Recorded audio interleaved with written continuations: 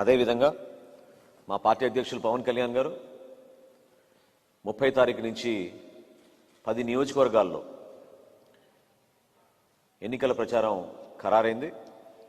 30 తారీఖు నుంచి 2వ తారీఖు వరకు పిఠాపురంలో, 3వ తారీఖున తెనాలి నియోజకవర్గంలో, 4వ తారీఖున నెల్లిమర్ల నియోజకవర్గంలో,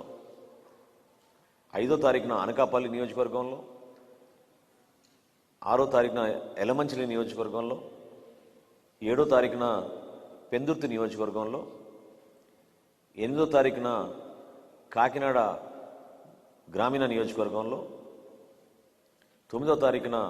మరొకసారి పిఠాపురంలో, 10వ తారీఖున రాజోల్ నియోజకవర్గంలో, 11వ తారీఖున పి గన్నవరం నియోజకవర్గంలో, 12వ తారీఖున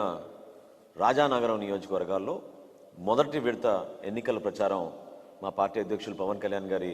టూర్ ప్రోగ్రాం ఖరారైంది. దీనికి స్థానికంగా